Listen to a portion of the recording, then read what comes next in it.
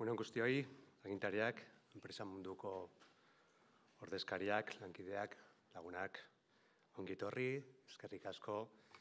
Dubegunera etortzeagatik, Gipuzkoako enpresa foroaren 18. edizioa ospatzen ari gara eta beti bezala oso gonbidatu berezi dugu gurekin Josu Jon Imaz jauna.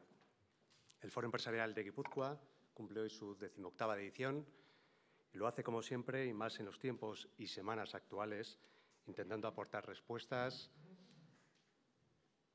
análisis y contraste sobre aquellos asuntos de actualidad. Y pocas veces, pocas voces hay más autorizadas hoy en día para hablar de los retos del mundo, de Europa y, por supuesto, de Euskadi, como el señor Josu Jon Imaz, consejero delegado de Repsol. Tiene ADN 100% Guipúzcoa, una visión privilegiada de este mundo en transición y normalmente dice lo que piensa, alejado de los dogmatismos y con una gran capacidad didáctica. Quizá por eso, como si esto hoy fuera un concierto de rock, ha agotado el papel de este encuentro en horas. No hay más que ver la sala a foro completo. Muchas gracias, señor Imaz, por volver a este foro empresarial que ya protagonizó en 2017. Gracias por hacernos un hueco en su apretada agenda. Como director del Diario Vasco, quiero darles también las gracias a todos ustedes por acudir a esta invitación y en especial a Laboral Kutxa y a Iguay por su valiosa e histórica colaboración en la organización de este foro. Me gustaría recordarles que este encuentro pretende ser participativo, tiene esa vocación.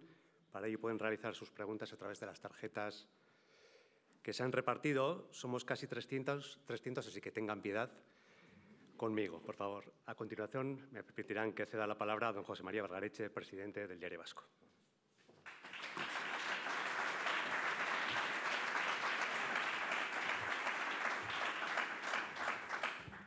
Egunon guztioi, eta mila esker hemen egoteagatik. Autoridades, empresarios, amigos, vivimos tiempos complejos, tiempos que corren demasiado rápido y que formulan preguntas para las que cuesta encontrar respuestas. Son tiempos de incertidumbre, donde los hechos extraordinarios se empiezan a convertir en habituales. Es en este contexto como pudimos vivir el apagón que sufrió la península ibérica hace 3 semanas, donde los medios de comunicación son más necesarios que nunca. Nuestra labor en el Diario Vasco y en todos los medios de comunicación, entendemos, son más necesarios que nunca. Nuestra labor es cumplir ese papel de faro para aportar luz entre tanta oscuridad. Son tiempos donde el periodismo responsable, independiente y comprometido con su territorio es más necesario que nunca. El Diario Vasco lleva más de 90 años ondeando esa bandera, con un espíritu de contribución al debate, de ensanchar la autopista del pensamiento crítico, de aportar respuestas y explicar los cambios en una sociedad en plena transformación. Con el espejo retrovisor bien colocado, pero siempre mirando hacia adelante, en este viaje hacia una sociedad cada vez más moderna, igualitaria y sostenible. Y qué mejor hoy que contar con nuestro querido amigo Josu Jon Imaz. Josu Jon Imaz es una de las voces empresariales más autorizadas en el panorama empresarial actual y además tiene ADN Guipúzcoa, por lo que con Josu Jon Imaz vamos a seguir construyendo entre todos esta autopista hacia el futuro. Con ese ánimo de dar servicio a nuestra sociedad y por su compromiso diario con los guipuzcoanos, en el Diario Vasco seguimos construyendo nuevos andenes para llegar a los lectores. Las páginas diarias de papel, la web actualizada 24 horas al día, las redes sociales como puesta de entrada a servicios a los nuevos públicos. Todo lo que sea necesario para explicar el mundo que nos rodea. Nunca hemos tenido tanta audiencia como ahora y nunca ha sido tan necesario este trabajo como en los actuales tiempos, donde la desinformación empieza a ser algo normal. Por eso, queridos amigos, déjenme aprovechar este escenario para agradecer a los miles de lectores diarios y a nuestros suscriptores por acompañarnos y, en definitiva, por darnos su confianza día a día durante más de 90 años. Muchísimas gracias.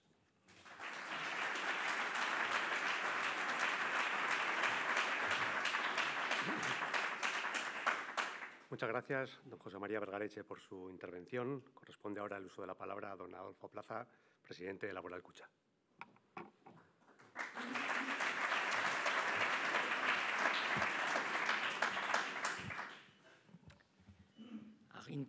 Agintariak, enpresen ordezkariak, lankideak eta bertaratu zareten lagun guztiak. Egun on eta eskerrik asko etortzeagatik.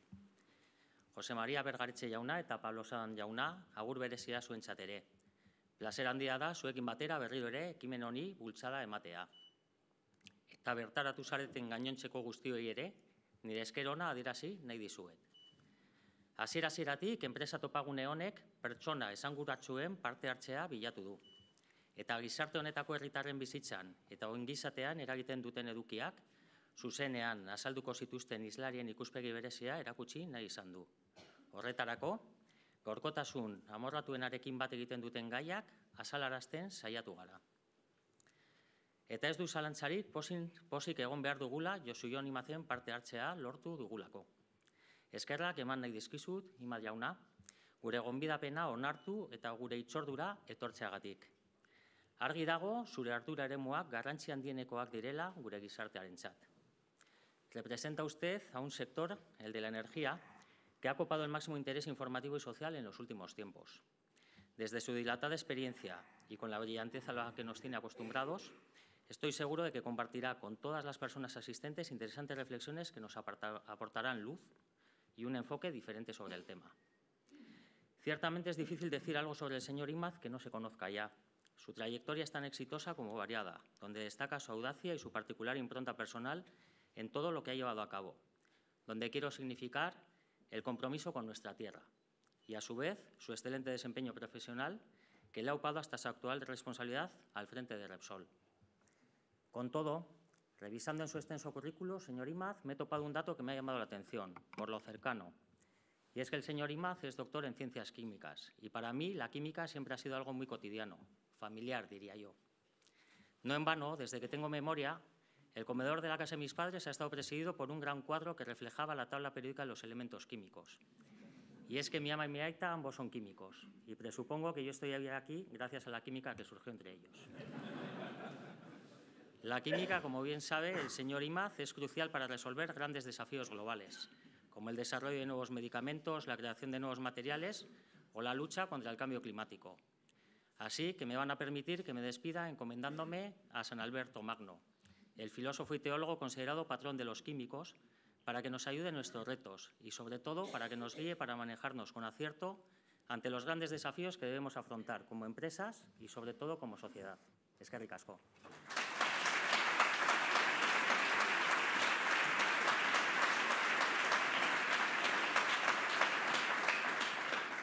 Mila esker, Plaza jauna. A continuación le pido que suba al atril a Pablo Sanz, socio responsable de la zona norte de Iguay.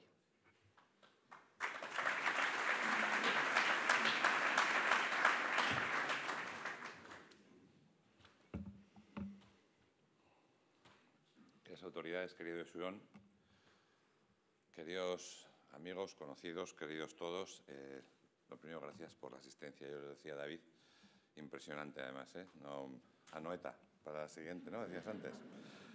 Pues Anoeta. Bueno, en el nombre de mi firma y el mío propio, gracias José, gracias Adolfo, gracias al Diario Vasco, gracias a Laboral Kutxa por seguir contando con Iguay en la celebración de este foro. Bueno, de la relevancia de nuestro invitado Josu Jon, creo que está casi todo dicho y conocido. Pero sí me gustaría hacer 3 o 4 comentarios sobre el entorno económico actual y además alguno de ellos aplicado al grupo que Josu lidera, y algún comentario también de sus principales filiales que por aquí cerca han algunos de sus responsables, como es Petronor, pero es pronto que voy a ser breve. El primer comentario que me gustaría hacer es que sin proyectos empresariales no hay progreso económico, no hay progreso social.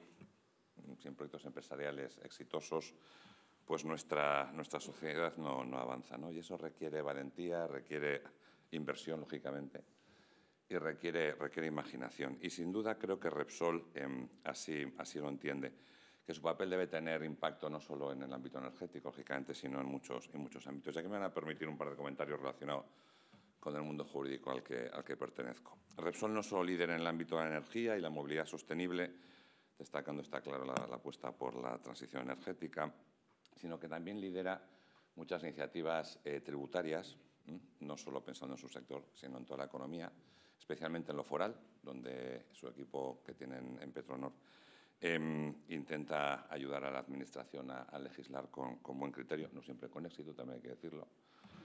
Pero creo que esa es una labor importante de los grandes operadores económicos, también intentar tener impacto en la parte regulatoria, no solo de la propia actividad económica, sino también del entorno, ¿no?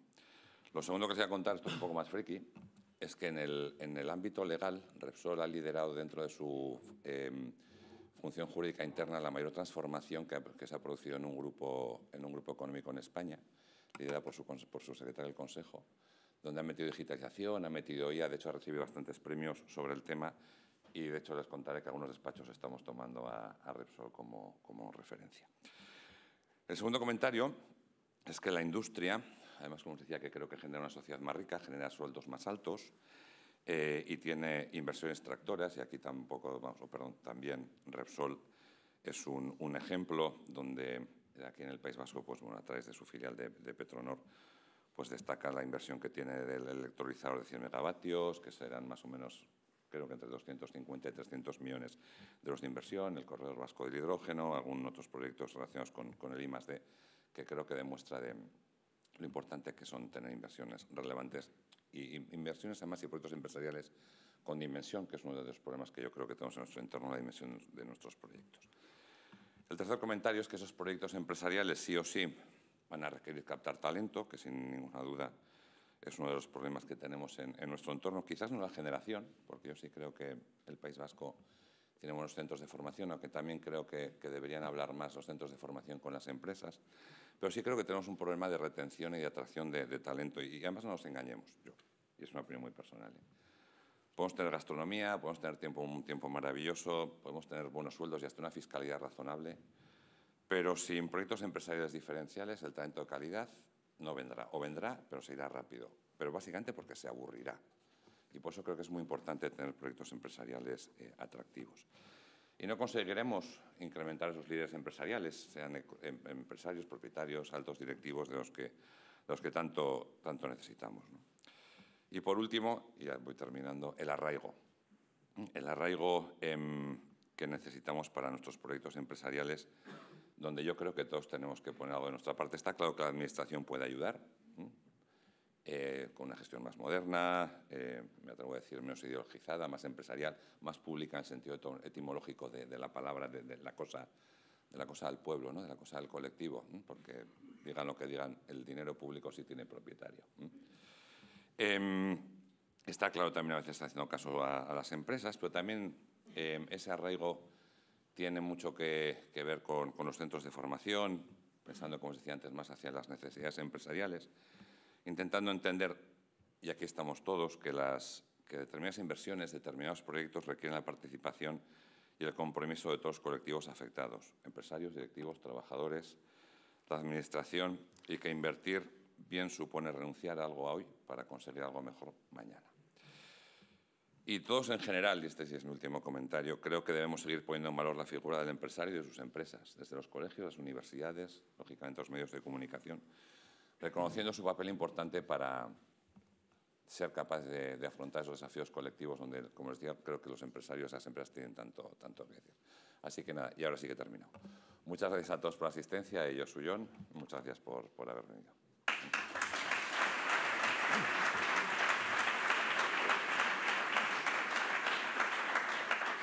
Muchas gracias, señor Sanz. Seguro que todos ustedes recuerdan muy bien dónde les cogió el apagón de hace 3 semanas. A nosotros, lógicamente, en la redacción, muchos periodistas salieron corriendo a la calle, los redactores de la web lanzaron un directo narrando al minuto lo que estaba pasando, recibíamos llamadas de emergencia de personas encerradas en ascensores y cerrábamos a eso de las 12 de la noche con muchas dificultades, casi 40 páginas dedicadas a explicar otro hecho histórico de este 2025. Es difícil cumplir tu misión de servicio si nadie aporta grandes explicaciones. Los días siguientes de un gran evento siempre son interesantes, particularmente los que más me gustan. Debemos hacer un periodismo más reflexivo. Una vez que han bajado las pulsaciones, consigues reunir a duras penas la opinión de algunos expertos solventes, explicas con dibujos, vídeos cómo actuar ante un apagón y preguntas a los afectados y a las instituciones cómo están y qué nos espera en el futuro. En el Congreso los partidos se suben al ring, nunca se han bajado de ahí. Vives en una burbuja informativa, pero el mundo de ahí fuera continúa. El WhatsApp del móvil es la puerta de entrada a ese mundo disruptivo. Ya saben, los grupos del parque, de la cuadrilla, los padres, los amigos, la familia. Primero llegan las teorías de la conspiración. Todo el mundo sabe qué ha ocurrido, qué ataque o tormenta hemos sufrido. Y después, mientras acabas ya la tarde y 70 periodistas intentamos terminar el mejor contenido informativo, con la web en récord de tráfico, miras tu móvil y empiezas a recibir imágenes de conocidos tuyos mandándose fotos con una aplicación nueva que les convierte su cara en dibujos animados. El mundo se apaga, piensas, pero hay gente que está mandándose caricaturas. Y sinceramente no hay mejor resumen del estado actual de las cosas. Mucha gente ha desconectado o les hemos animado a desconectar, con o sin apagón. Les cuento la anécdota real porque si nadie asume el papel de tratarnos como adultos, si nadie explica por qué suceden las cosas y dónde están los riesgos, si todo el mundo quiere estar bajo el radar, normalmente se cultiva el terreno para las teorías conspirativas, los extremismos y el recurso a las redes como la mejor dopamina. Por eso hoy repite con nosotros Yosuyo Nimaz. Los ciudadanos necesitamos más que nunca voces que bajen el ruido y nos expliquen las cosas, como adultos, los peligros a los que se enfrenta nuestra economía, esa Europa que ahora parece tan empequeñecida, los déficits de nuestra industria. Prueba de que todos necesitamos escuchar es que hoy nos hemos quedado sin sillas, como les he dicho, para este foro empresarial. De Yosuyo Nimaz poco se puede decir porque todos le conocemos de sobra, ha tenido muchas vidas, así que me voy a ahorrar describir su currículum. El encuentro de hoy es una oportunidad para que podamos aportar respuestas sobre los grandes retos a los que se enfrenta Guipúzcoa, Euskadi y Europa. Es un placer compartir con el señor Yosuyo Nimaz este foro empresarial de Guipúzcoa organizada conjuntamente con Laboral Kutxa Iguay y El Diario. Nimaz jauna, hau ez da noeta, baina etxean jokatzen duzu. No solo juegas en casa porque seas guipuzcoano, sino porque además eres suscriptor del Diario Vasco. Aurrera, hitza zurea da.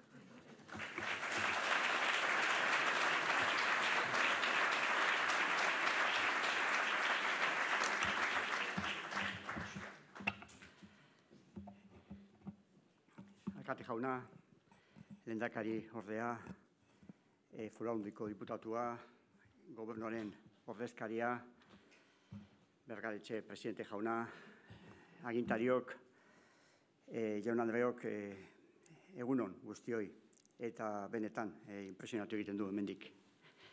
Foro hau ikusteak, juego en casa, David, y eso no sé si es bueno, es malo.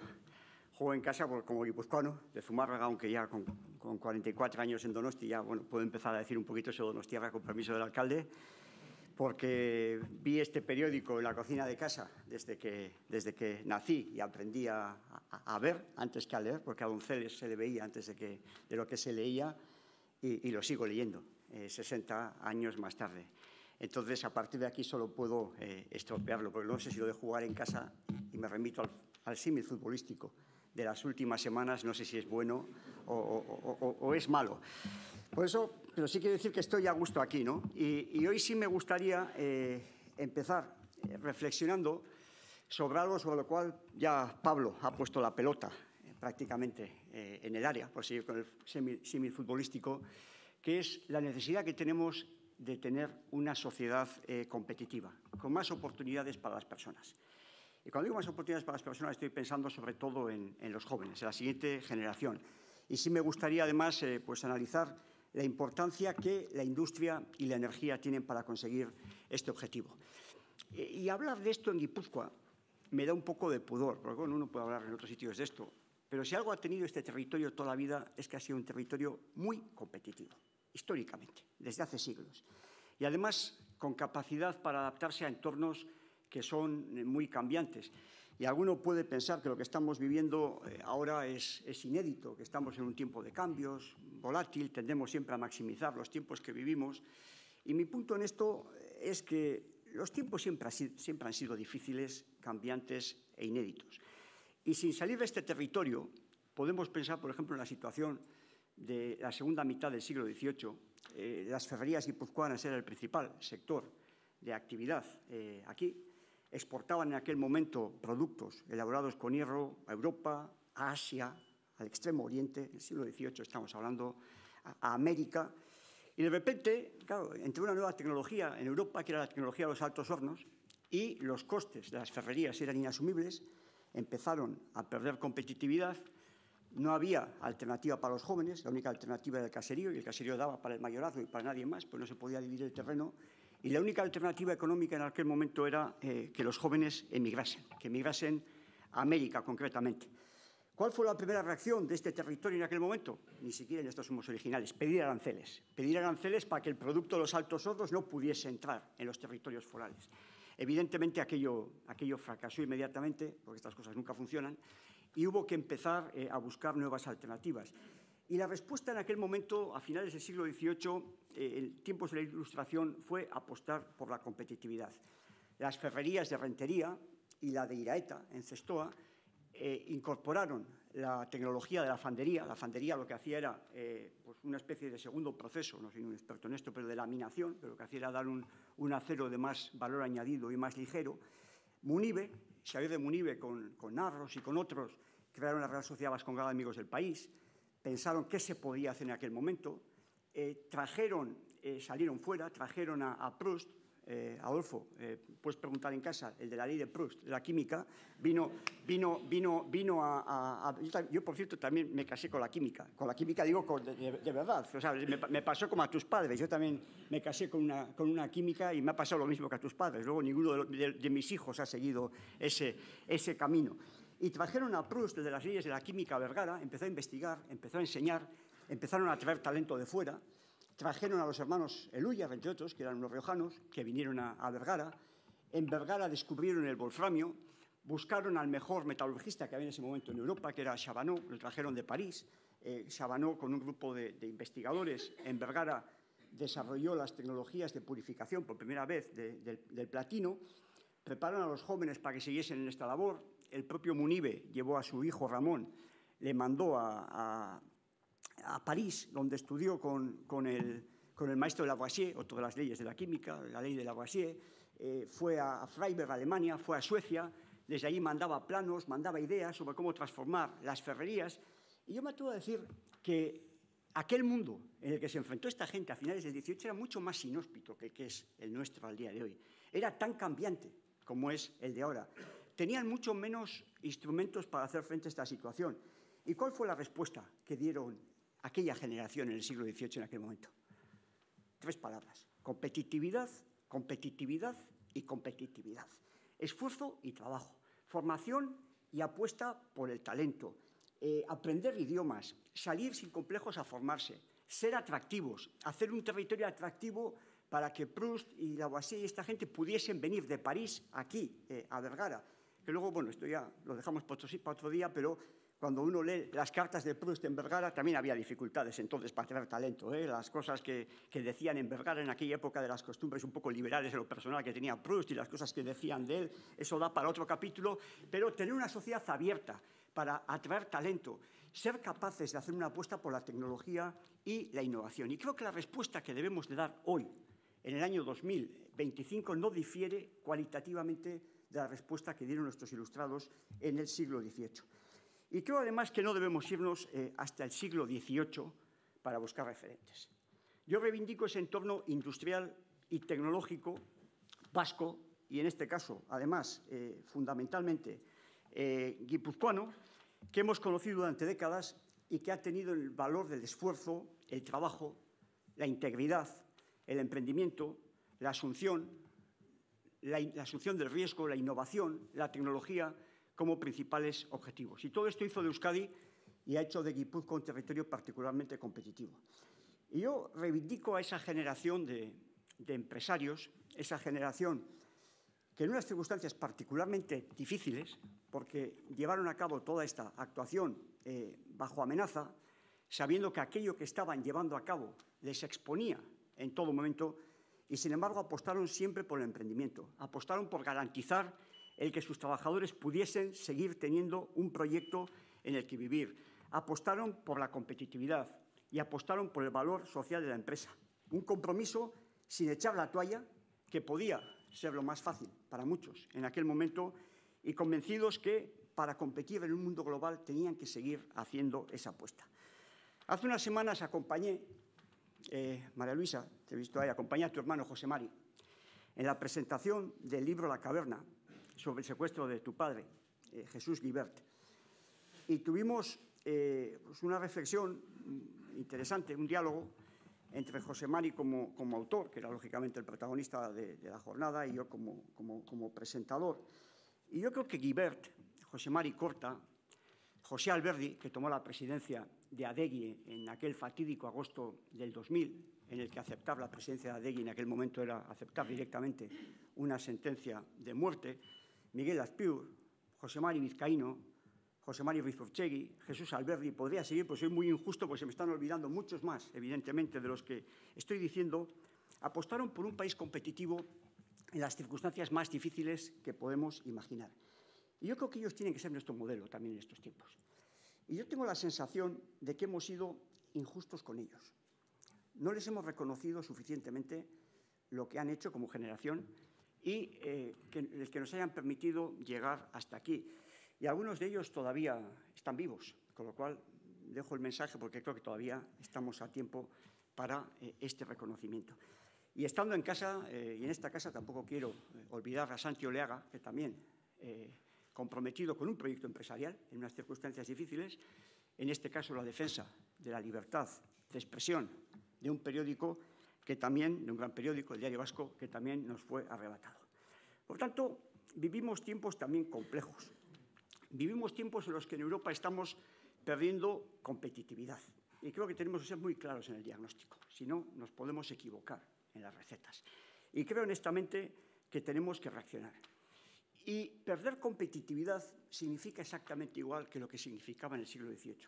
Significa que los jóvenes no tengan oportunidades, que algunos o bastantes tengan que emigrar, y nuestra alternativa debe de ser desarrollar una economía competitiva, como decías tú hace un momento, Pablo, que ofrezca oportunidades a los jóvenes, que les permita tener empleos estables, que les permita tener salarios elevados, que puedan desarrollar un proyecto de vida aquí sin que tengan que emigrar.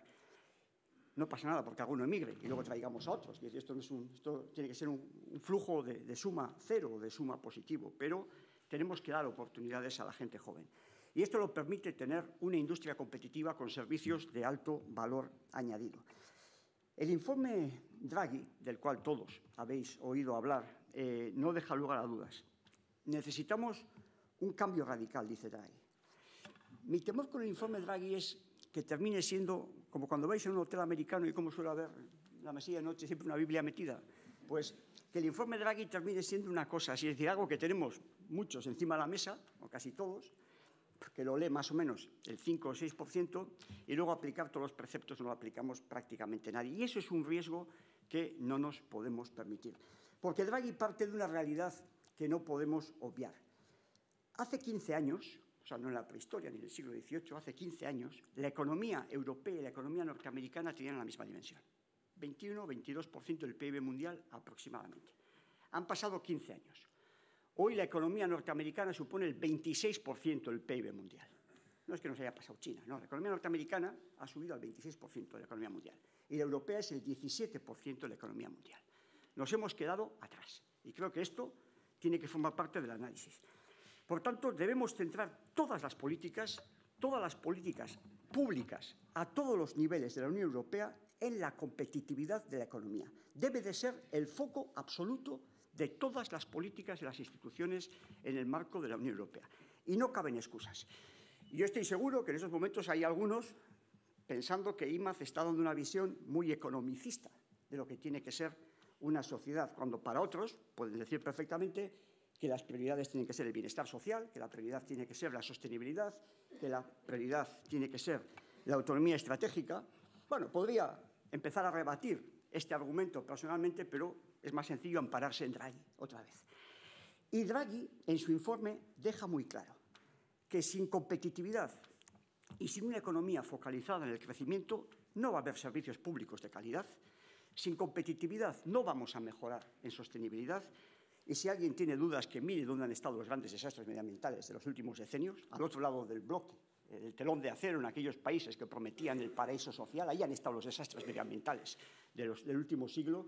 En los países sin recursos, los mal llamados en su momento, los llamados países del tercer mundo, el mejor camino para la inclusión social es también tener una economía competitiva. Y la relevancia geopolítica, que también es muy importante, y me es igual que hablemos de Europa, que hablemos de España o que hablemos de Euskadi, también pasa por una economía competitiva. Y apostar por la competitividad exige hoy apostar por la empresa y la industria. Y el empleo lo crean las empresas. Y las empresas las crean los empresarios. No nacen así por generación espontánea. Y yo creo que necesitamos reforzar y reivindicar el reconocimiento social del empresario y del directivo. En nuestro entorno estamos viendo demasiados discursos que ponen en la diana social al empresario y la generación de riqueza. Demasiados discursos. Y ya lo vivimos en el pasado, en este país. Y ya sabemos lo que supone el poner al empresario y la generación de riqueza en la diana. Y ya sabemos la herencia y el dolor que eso deja al final del camino, además del daño que, por supuesto, esto provocó a largo plazo en nuestra economía. Este es un camino que frena la inversión, desincentiva al empresario y, además, lastra la competitividad. Por tanto, no podemos aceptar discursos que pongan en la diana social al empresario y a la generación de riqueza. Tenemos que reaccionar ante este tipo de discursos porque, además del daño social que provocan, van a provocar un fuerte daño en la competitividad de nuestra economía. Y el crecimiento y la competitividad debe de ser un objetivo de país que nos implique a todos. La industria, como decía antes, genera empleos de calidad, genera empleos estables, genera empleos bien pagados. La industria es la que alimenta un entorno de ciencia y tecnología y es en esos ecosistemas donde la innovación ocurre. La industria es la que puede permitir, y la tecnología, que toda una generación de jóvenes de este país tengan un proyecto de futuro, prometedor, de bienestar, que puedan hacer su proyecto de vida con su pareja, con sus hijos. Y este país ha sabido hacerlo en el pasado y lo tiene que saber hacer en el futuro. Por tanto, necesitamos unas políticas focalizadas en la competitividad de la industria europea. ¿Os acordáis aquel objetivo en Europa de mantener un PIB europeo por encima del 20%? Se nos olvidó enseguida, porque nunca lo cumplimos a nivel europeo, quiero decir. Draghi lo ha vuelto a poner encima de la mesa. Y ha vuelto a poner encima de la mesa este debate. Y me van a permitir que siga tirando del informe Draghi, porque claro, para eso lo he escrito, para que lo usemos, pero sobre todo para que se aplique, para que no quede ahí en la mesilla de noche, y comparta o ponga encima de la mesa algunas recetas de Draghi que desde luego yo las comparto absolutamente, lo anticipo. La primera, tenemos que seguir profundizando en el mercado único europeo. Necesitamos menos barreras técnicas, menos restricciones a la libre competencia, menos normativa local que rompa y divida el mercado.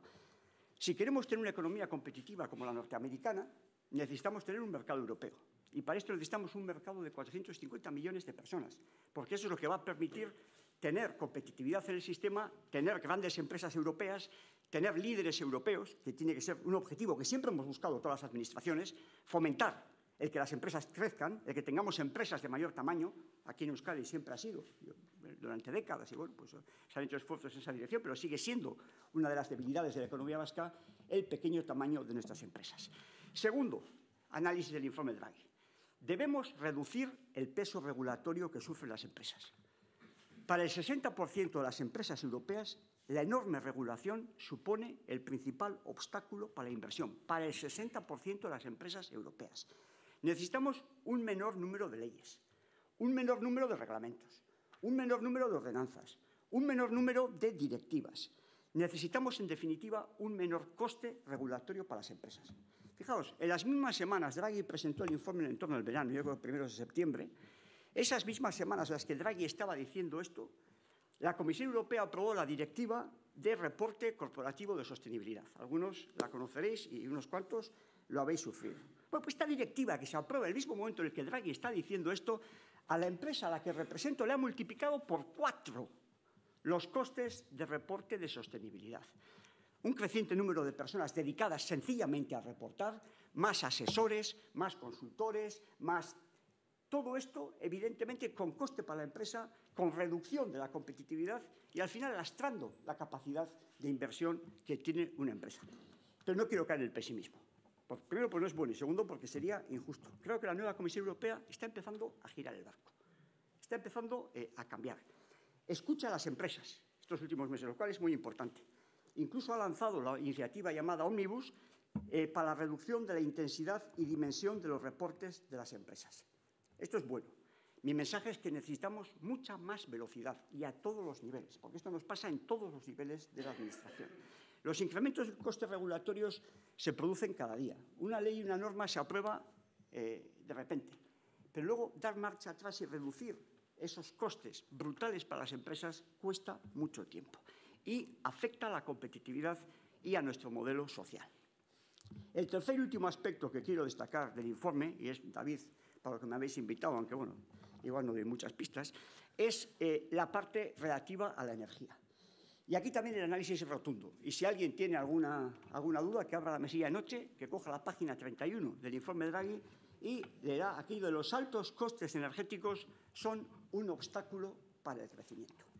Necesitamos una Europa en la que pongamos mucho más foco en la política energética para mejorar la competitividad de las empresas. El análisis de Draghi también es lapidario. En los últimos 6 años hemos perdido en Europa el 12% de las empresas altamente consumidoras de energía.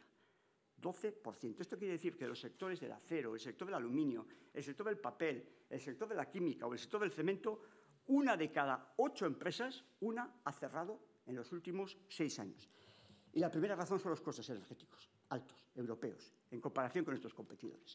El gas en Europa tiene 3 veces más coste que nuestros competidores americanos. La electricidad, 2 veces más.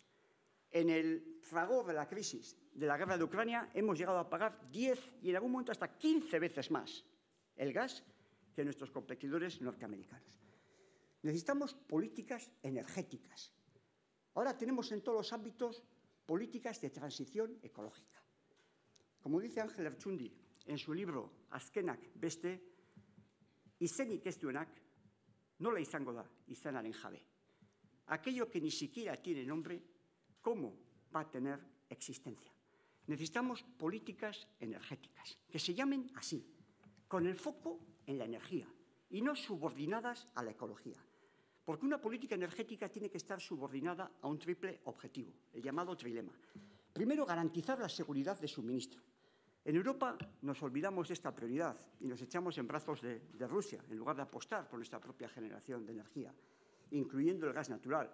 Declaramos el gas natural proscrito. Incluso tenemos una ley aprobada en el Congreso de los Diputados en julio del 21 que prohíbe explorar y producir gas natural en nuestro territorio. Eso sí, el gas de Estados Unidos salvó a Europa en la crisis de Ucrania. No tenemos ningún pudor en estar todo el día importando gas de Estados Unidos para ducharnos, para alimentar nuestras industrias, para calentar nuestras casas, cuando el CO2 que emitimos, por cierto, es bastante más, porque se emite ahí en la extracción, se emite aquí cuando lo consumimos y además se emite en el transporte. Al final del camino, las emisiones son claramente mayores que si lo produjésemos nosotros mismos. El segundo objetivo que tiene que tener una política energética es la asequibilidad. Tenemos que avanzar en este camino. Durante mucho tiempo hemos tenido unos costes energéticos insufribles para industrias y para familias. Están mejorando. Otra vez me apunto a un mensaje no derrotista. Están mejorando. Y hemos empezado a poner el foco en ellos. Y empezamos a hablar de la prioridad de bajar el coste de la energía. Y esto creo que es una cosa positiva y es una buena noticia.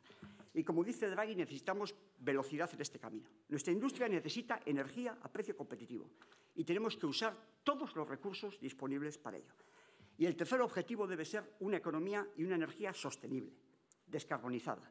No puede ser el único objetivo, no puede ser el objetivo central, pero sí tiene que ser un eje imprescindible del trilema energético. Y la descarbonización tenemos que llevarla a cabo de forma inteligente. ¿Os acordáis? Hablábamos de desarrollo sostenible. Se nos ha olvidado el sustantivo, desarrollo, y nos hemos quedado solamente con el adjetivo. No, desarrollo sostenible. Sin sustantivo, desarrollo, no hay adjetivo, no hay sostenible. Y no hay desarrollo sostenible sin desarrollo. Y esto exige apostar por la competitividad. Es decir, descarbonizando basados en nuestras capacidades tecnológicas e industriales. Y el primer principio que hemos roto en Europa, y aquí también en nuestras administraciones, es el principio de neutralidad tecnológica. ¿Qué significa esto? También lo denuncia Draghi en su informe, precisamente. Que tenemos que ser agnósticos con las tecnologías. Debemos utilizar todas las tecnologías que sirvan para reducir emisiones sin sesgos ideológicos. No podemos poner la ideología por delante de la tecnología. Y esta aproximación ideológica se impone continuamente bajo ese paraguas de transición ecológica en las políticas energéticas y de movilidad, haciendo un grave daño a nuestro tejido industrial. Y les voy a poner, para no quedarme en la teoría, algunos ejemplos muy gráficos. El primero, se aprobó una decisión profundamente errónea, como es la de prohibir las ventas de coches de motores de combustión en el año 2035 en Europa. No hay ninguna justificación técnica, estoy dispuesto a discutirlo en cualquier ámbito con quien sea, que justifique esta aproximación. Es puramente ideológica. Pero el daño que está provocando en nuestro sector de automoción es enorme. Y en un territorio como en Euskadi, donde el 20% del Producto Interior Bruto está asociado al sector de la automoción, el riesgo del daño que puede provocar esta decisión es muy serio. El motor de combustión era hace 15 años la joya de la industria europea. Solamente los japoneses nos podían mirar un poquito de tú a tú. Nos hemos echado en brazos de una tecnología dominada por los chinos, no tenemos las materias primas para su desarrollo y todo ello basado además en una falsa asunción. Medimos las emisiones de CO2 en el tubo de escape y el CO2 que se emita en Donosti, se emita en Shanghái o se emita en Móstoles es exactamente igual, porque no tiene ninguna afección local. Y se nos olvida medir las emisiones de CO2 de la minería china, se nos olvida medir las emisiones de CO2 de la batería fabricada con electricidad producida con carbón, y todo esto no lo contabilizamos, porque no hay duda. O sea, hoy aquí un coche con un combustible diésel renovable y un motor de combustión emite menos CO2 en su ciclo de vida que un coche eléctrico. Esto es así. Y si tomamos, no hay ningún dato técnico que avale que un coche eléctrico en Alemania hoy emita, con el mix eléctrico alemán, menos CO2 que un coche de gasolina híbrido en Alemania. Por tanto, ¿qué estamos haciendo? Lo que estamos haciendo es no medirlos. Y nuestras propias administraciones están favoreciendo fiscalmente la compra de una determinada movilidad, generando un daño, por decirlo de alguna forma, a nuestro tejido industrial, cuando, por ejemplo, hoy un diésel renovable paga una fiscalidad del 100% del impuesto de hidrocarburos, cuando no tiene ninguna lógica con lo que esto debería ser en términos de emisiones de CO2. De todas formas, una buena noticia. El Gobierno vasco, digo, porque también hay que dar buenas noticias, el Gobierno vasco con el Departamento de Industria a la cabeza, y les quiero felicitar públicamente porque hay que ser valientes en estos tiempos para hacer esto, ha tomado una decisión en la cual las ayudas que están dando para la renovación del parque automovilístico son agnósticas tecnológicamente. Es decir, lo que se trata es de renovar el parque, sea con un coche diésel, con un gasolina, con uno de gas o con un eléctrico, lo que quiera el consumidor. Y tenemos que revertir esta decisión en el ámbito europeo, porque el daño empieza a ser ya muy evidente en el sector de automoción, también en el parque móvil y también en el CO2. Voy a poner un par de ejemplos. Al final, ¿qué estamos generando? Por cierto, hay una página preciosa en el Diario Vasco relativo a este tema, relativo al envejecimiento del parque móvil. ¿Qué estamos generando? La gente no sabe qué coche comprar. Y como la gente no sabe qué coche comprar, demora la decisión de compra.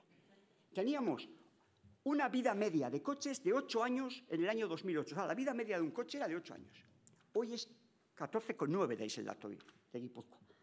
14,7 es el dato que tenía yo, pero seguro que el vuestro es más actual, porque para el reportaje lo habéis actualizado. O sea, hemos llevado casi a 15 años la vida media del parque.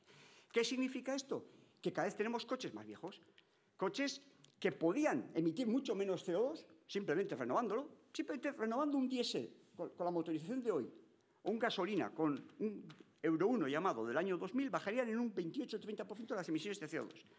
Pero si vamos al problema separando lo que es CO2 de lo que puede ser contaminación por NOx o partículas, simplemente un coche nuevo hoy estaría generando un 92% menos de partículas que un coche del año 2000 y un 84% menos de óxidos de nitrógeno. Tenemos un parque cada día más viejo y el problema de emisiones no es de la tecnología, es del parque viejo. Y además, menos seguridad en las carreteras, más daño a nuestro tejido industrial y además más emisiones de CO2, porque tenemos tecnologías, sea eléctrico, sea gas, sea diésel, sea gasolina, que están a nuestra disposición y no las estamos aprovechando. ¿Por qué? Porque tenemos una barrera ideológica por encima de la tecnología a tomar estas decisiones. Además, ¿qué señales hemos dado a los fabricantes de coches? Imaginaros que sois un fabricante de coches y os dicen, oye, en el 2035 se acaba esto. ¿Qué habéis hecho en los últimos años? No invertir nada en la eficiencia en el motor, evidentemente, porque esto se acaba. Con lo cual, los coches antes bajaban de consumo, 11 litros cada 100 kilómetros, 10, 9, 8, 7, y se han quedado ahí. Ya no bajan desde hace años y no van a bajar más. Y la mitad, si lo que dice el Diario Vasco hoy es verdad, y lo es, y la vida media es de 15 años, quiere decir que si esto se prohibiese en el año 2035, la mitad del parque móvil en el año 2050 va a seguir siendo todavía de motor de combustión. Y en las próximas 3 décadas no vamos a bajar emisiones, pero ¿qué estamos haciendo? ¿Qué estamos haciendo por poner la ideología por delante de la tecnología? Afortunadamente empiezan también a levantarse algunas luces en esta dirección. La Comisión Europea ha empezado ya a pedir papeles, como se hacen estas cosas en Europa, pues papeles técnicos, igual conviene medir, podríamos aproximar la medida de toda la huella de CO2 de un coche, no solamente en el tubo de escape. Yo creo que están preparando la decisión, afortunadamente.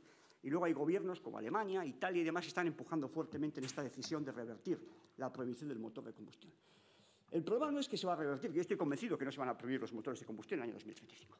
El problema es que cada año que pase sin tomar esta decisión estamos provocando un daño irreparable en el sector de automoción.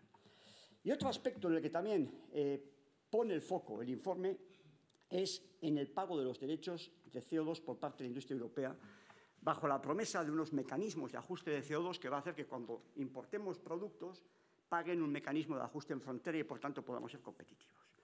Unos mecanismos de ajuste que ya veremos cuándo llegan, ya veremos cómo se implementan en este contexto, ya veremos qué plazos tienen y ya veremos si queda alguna industria emisora de CO2 y consumidora de energía para cuando esto se implante. Es decir, tenemos una acería en, yo qué sé, en Basauri, en Olavarría, emite CO2, se lo grabamos fuertemente. Muchos de los proyectos europeos, como decía antes, industriales, dejan de ser competitivos, cierran. Se montan plantas en otros lugares del mundo. Importamos esos productos. Hemos exportado plantas y hemos exportado empleos industriales. Por supuesto, las plantas de Turquía, de China, con todo el respeto a estos países, son normalmente menos eficientes que las nuestras. Emiten más CO2 y además lo importamos, con lo cual el producto que consumimos tiene más CO2 de huella en todo el camino. Pero somos felices, porque somos sostenibles. Eso sí, hemos exportado industria, hemos exportado empleos industriales y hemos exportado emisiones de CO2. Y algunos sectores, como la química, Adolfo, están pasando una situación desde hace 3 años muy complicada en Europa. Y hay anuncios, por ejemplo, en Alemania, en el Benelux, de cierre de plantas químicas. El sector químico lleva perdiendo sistemáticamente 3 años dinero en Europa. Y estos costes del CO2 son, en cierta medida, una puntilla a esta actividad industrial. Por tanto, necesitamos un giro radical, aquí también, como dice Draghi, para implantar una moratoria en el pago de derechos de CO2 a sectores industriales de alto consumo energético que sufren una doble penalización. Por un lado, el alto coste de energía y, por otro lado, los derechos de CO2. Y si no lo hacemos, en los próximos años vamos a tener más cierres de plantas y más pérdida de empleos industriales. Y luego nos lamentaremos. Tenemos que actuar. La dirección no es mala, pero necesitamos velocidad. Tenemos que hablar claro. Vivimos una emergencia industrial en Europa y tenemos que reaccionar. Y las instituciones europeas han empezado ya a girar el barco. Y las políticas ecológicas radicales, que todo lo han impregnado, y la hiperregulación, empiezan a modificarse ligeramente en la dirección correcta. Pero es clave la velocidad de este cambio. Porque si queremos que nuestros sectores industriales sean competitivos y Europa pueda alcanzar esa senda de competitividad que nos permita mantener un modelo social, nuestro bienestar social, la calidad de los servicios públicos, necesitamos reaccionar y tenemos que seguir el camino de competitividad de nuestros socios y nuestros amigos norteamericanos. Y esto es lo que nos permitiría mantener unos niveles de bienestar social, una sociedad realmente sostenible en términos medioambientales y, además, alcanzar la autonomía estratégica para los sectores esenciales. porque la autonomía estratégica también exige ser competitivo en los sectores industriales en los que tienes que tener esa autonomía. Y todos tenemos que contribuir en este camino, no solo las administraciones, también las empresas tenemos que contribuir en este camino. Y la empresa que dirijo, yo diría que tiene una doble responsabilidad moral. Por un lado, tenemos la responsabilidad moral de seguir produciendo petróleo y gas. Es nuestra responsabilidad moral. Porque, por ejemplo, ese día, David, que comentabas del gran apagón del 28 de abril, lo que salvó a este país fue el diésel, el denostado diésel. Y, por tanto, es nuestra responsabilidad moral seguir produciendo diésel. Es nuestra responsabilidad moral seguir produciendo diésel para que los productos lleguen a los supermercados todas las mañanas, porque si no, no podrían llegar. Es nuestra responsabilidad moral seguir produciendo gas para la actividad industrial. Es nuestra responsabilidad moral seguir produciendo queroseno para que incluso aquellos que nos denuestran sigan volando de vacaciones, de trabajo, o para que los entornos tengan actividad turística a la cual la gente se pueda desplazar. Pero no es la única responsabilidad moral que tenemos. Tenemos otra responsabilidad moral. También tenemos la responsabilidad moral de hacer esto cada vez de forma más sostenible. En los últimos 7 años hemos bajado como empresa el 75% de nuestras emisiones de CO2 y de metano en nuestra actividad de exploración y producción, utilizando las mejores tecnologías. Tenemos en estos momentos, porque hay que descarbonizar también los productos, no solamente las actividades industriales, tenemos ya más de 1000 estaciones de servicio con diésel 100% renovable. Un diésel que lo fabricamos con materias primas que vienen de aceites vegetales, de aceites reciclados, de grasas animales, de pirólisis de plásticos, que generen actividad económica y rentas añadidas en la llamada España vaciada o la llamada España rural, en la cual estas rentas complementarias son base para poder mantener una actividad de población. Y tenemos, antes de fin de año, tenemos ya 1.500 estaciones de servicio con diésel 100% renovable. Y tenemos que seguir creciendo también en electricidad renovable, por encima de cualquier debate que haya al día de hoy. Nosotros tenemos ya, somos un operador medio en este segmento, pero tenemos ya 4.600 megavatios renovables en operación, estamos construyendo 1.500, tenemos una cartera, eso que se llama el pipeline o proyectos en cartera de 40.000 megavatios para los próximos años y suministramos ya electricidad a más de 1.600.000 hogares. Termino. Transición es un viaje. Transición no es un punto de llegada. Como su nombre dice, transición es un viaje. Y es un viaje en el que tenemos que comprometernos. Pero es un viaje en el que tenemos en el camino que garantizar 3 cosas a la sociedad. Y esto es lo difícil, porque cuando las cosas son monofocales son muy fáciles. Seguridad de suministro. Segundo, asequibilidad, es decir, que las familias puedan pagar la energía, que no nos pase del año 21, 22 y 23, y que las industrias puedan pagar la energía y competir con sus competidores norteamericanos, de Oriente Medio o de otros lugares, y, por supuesto, hacer esta energía y producir esta energía de forma cada vez más descarbonizada, sin olvidarnos de ninguno de los 3 objetivos, pero no desequilibrando estos objetivos que hagan que uno de ellos haga imposible el resto de los 2. Es un viaje complejo, es un viaje apasionante, es un viaje que me gusta, pero es un viaje para el que necesitamos más tecnología y menos ideología. Es que ricasco, muchas gracias.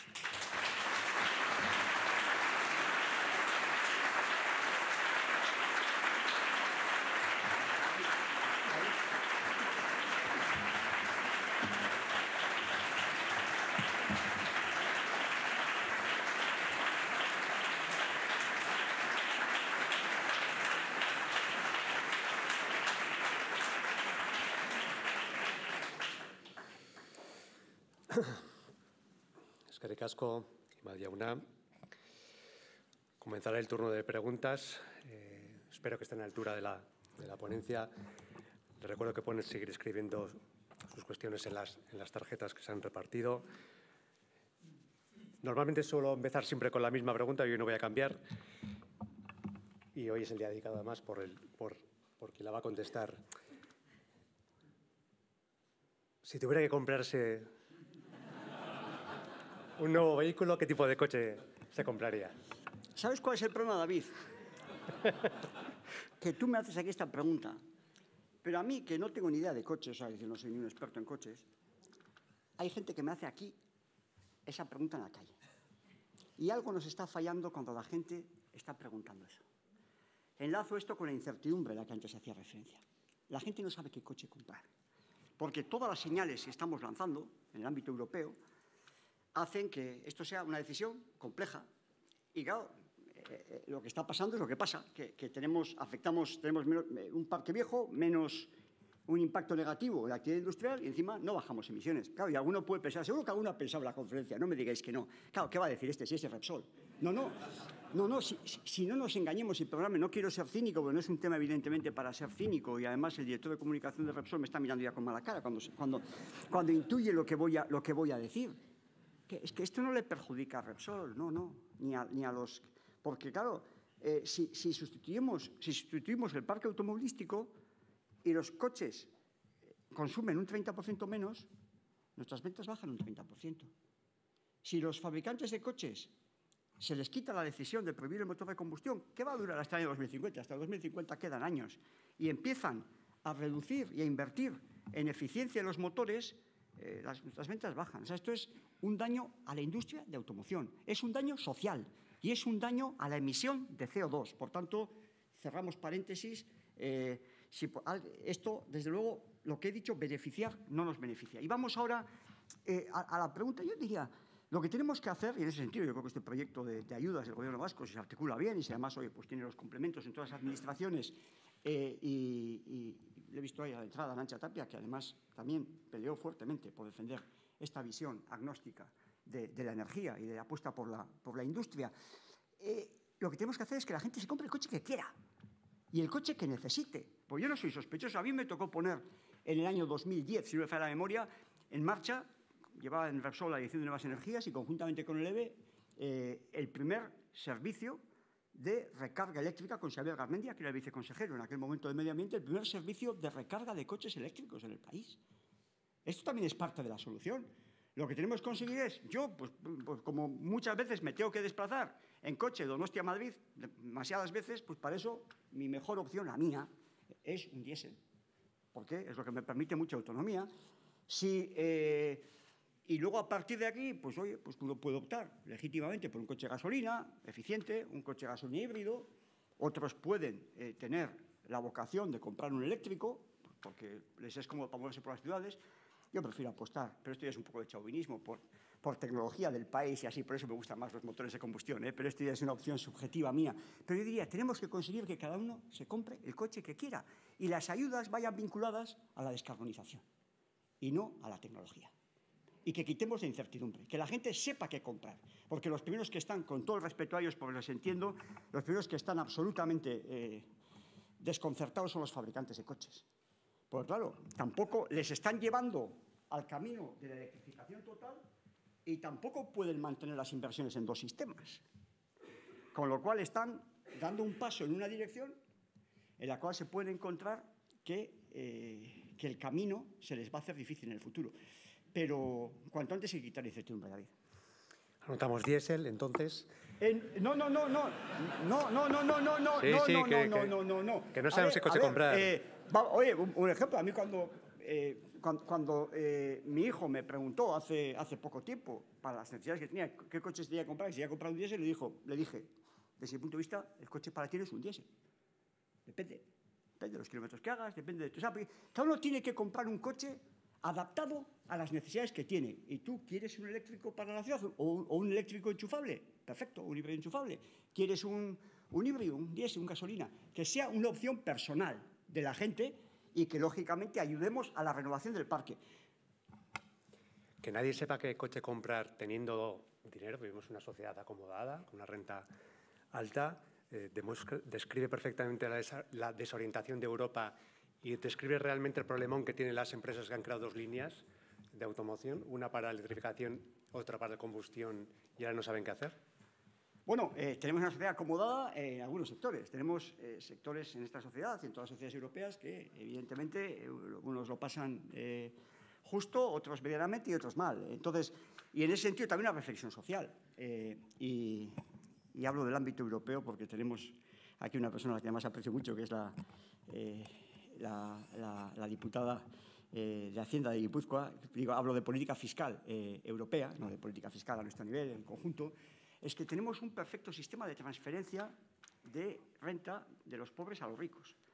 Porque la gente que puede comprar normalmente esos coches que estamos promocionando es la gente que tiene más renta en la sociedad. Y entonces estamos dando todas las ayudas para que se compren los coches con los impuestos de la gente que tiene menos recursos, para que los que tienen más recursos tengan ayudas. Y sin embargo, y por eso he felicitado la iniciativa desde el Gobierno vasco, está aquí Vicente Endacari, de apostar en la línea de ese agnosticismo tecnológico. La buena noticia en este sentido es que también a la persona que entra de una zona desfavorecida con su coche en una ciudad, y que bueno, luego las ciudades tienen sus políticas, yo he estado el alcalde aquí, mucho respeto, pero las ciudades tienen lógicamente sus políticas de movilidad absolutamente legítimas, aceptables, y oye, que cada una la suya, pero la clave no es, desde mi punto de vista, rebatir o esas zonas de bajas emisiones. Lo que hay que hacer es a que esa persona que entra con ese diésel de hace 20 años en una ciudad pueda renovar ese diésel, que normalmente además fiscalmente es más justo, desde el punto de vista es más progresivo, pueda comprar un coche diésel que normalmente por el tipo de coche estará fabricado en un entorno cercano, activa la industria, posiblemente ese dinero se recupera por las administraciones en poco tiempo, bajamos las emisiones, como decía antes, aproximadamente si es un diésel del año 2000, 91-92% las de partículas y 84% las de óxidos de nitrógeno, que se dice fácil, y el CO2, por tanto el consumo energético, en torno a un 28%. Para mí eso es lo que habría que hacer. Y es lo que esa medida que el Gobierno vasco acaba de adoptar apunta en esa dirección. Ya que lo ha mencionado, ¿tiene sentido que Donostia tenga una zona de bajas emisiones? Bueno, a ver, quiero decir, vamos a ver. No, primero no. Yo primero no soy quien. Hay muchas ciudades europeas que tienen ese modelo y creo que lo que hay que hacer es, yo creo, primero respetar la decisión y yo no soy quien para, además, no, sería un atrevimiento porque tampoco lo conozco lo suficiente como para poder opinar. Yo creo que lo que hay que hacer es diseccionar, y no es el caso de Donostia, hablo de las administraciones en general, el problema que queremos resolver. Porque a veces se habla, no, esto es para resolver el cambio climático. Oiga, perdone, pero es que esto no tiene que ver con el cambio climático. Porque, porque lo que tenemos que hacer es separar CO2. El CO2 no es un contaminante. El CO2 es el gas de la vida. El CO2 es lo que yo les estoy emitiendo continuamente ahora. Ojo, pero tiene muchos riesgos, porque el CO2, cuando se concentra en la atmósfera, a partir de determinado nivel de concentración, lo que provoca es que la radiación solar que se refleja en la Tierra, su componente de frecuencia infrarroja, queda absorbida por ese CO2. Y entonces la Tierra se calienta. Yo creo que esto hoy es digamos, en el ámbito científico, yo lo estudié aquí, en la Facultad de Químicas, esto, con un profesor que en aquella época era bastante innovador, en el año 85, Íñigo Legorburia nos lo explicaba, en el año 1985, por tanto no es nuevo. Esto es conocimiento científico. Claro, que el CO2 se emita en el centro de Donosti, o se emita en Shanghái, o se emita en Gaviria, o se emita en Móstoles, es exactamente lo mismo. Por eso yo la reflexión que hacía antes de que hay que tomar la huella completa del coche, incluyendo la minería, incluyendo todo.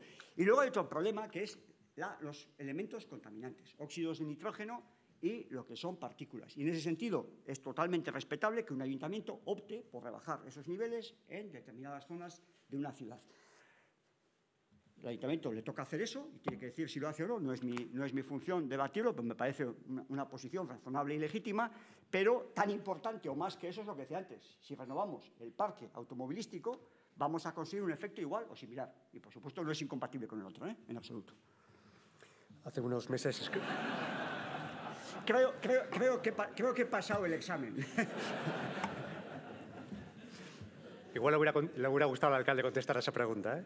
Bueno, a ver, es que, claro, aquí... no vamos a ver testigo. Aquí uno piensa que hablar es fácil, pero, claro, con diputados forales, vicelehendakari, alcalde, claro... Y hacerlo con mucho respeto, además, en todo caso. Nos lo vas a decir a los periódicos. Hace unos meses escribí un artículo, fue muy comentado, Industria o Populismo, contra el impuesto energético del Gobierno, el impuesto energético. ¿Se siente solo cuando habla con esa franqueza? No. No es habitual. Bueno, vamos a ver. Tener 61 años ayuda. Quiero decir, cuando uno tiene más pasado que futuro, se puede permitir el lujo de hablar más claro. Yo entiendo que si en la vida pues hay otras situaciones en las que no lo puedes hacer. A mí publicar aquel artículo no me fue fácil. trato de explicarlo. No me fue fácil, bueno, me fue muy fácil porque lo escribí en una tarde. O sea, simplemente puse las ideas en ebullición, me puse a escribir y luego un par de retoques y ya estaba el artículo.